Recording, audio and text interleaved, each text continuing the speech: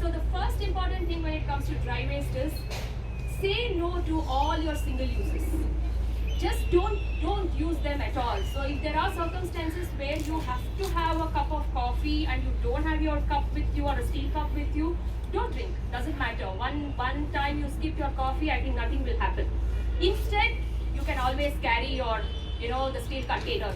Vani ma'am has a bag always with her where she has her plate, spoon, cup, the tumbler.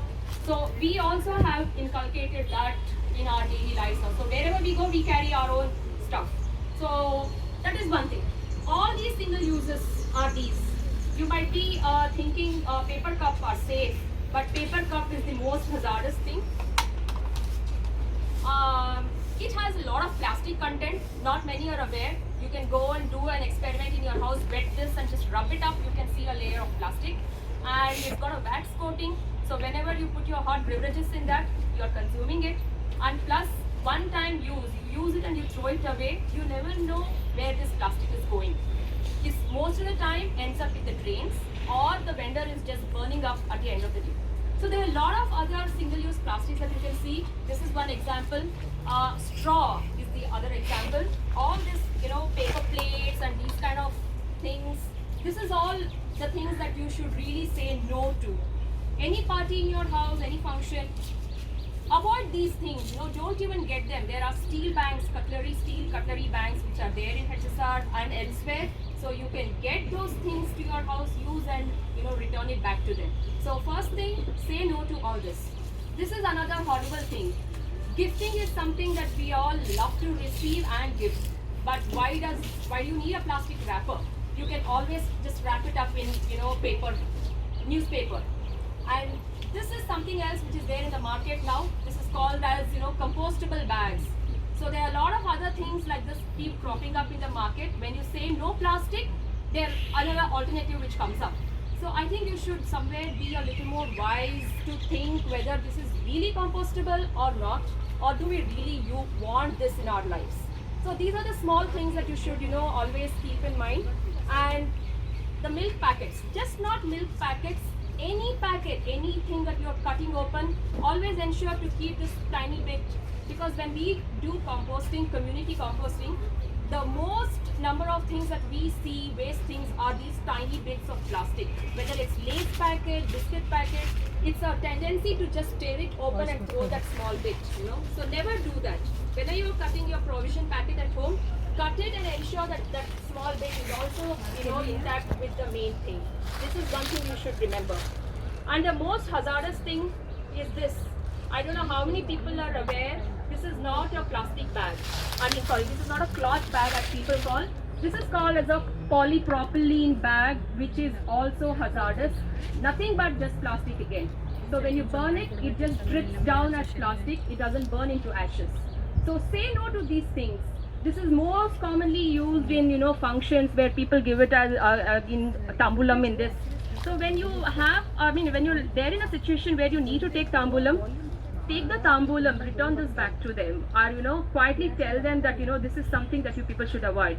Earlier days, they used to give tambulam very nicely, just like that in hand. We want all those customs to be back. There is lot of prominence into those things. So just whenever you are in a situation where you need to use plastic, just think back like what your grandparents used to use, because those days I don't think there was any kind of plastic. Everything what they had was reusable plastic. They had plastic bags which they used to, those kind of wire bags that they used to use it for ages. So just simple things, think about what they used to do. So that will give you a solution for the present day, the single-use plastics that we have got hooked onto. And this is all about the dry waste that I was talking.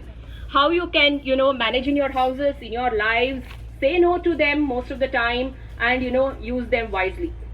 The last bit of the waste that I was talking, the 5% of the waste generally we think that we can give it away to the BBMP, is the sanitary waste. So how can you manage your sanitary waste at home?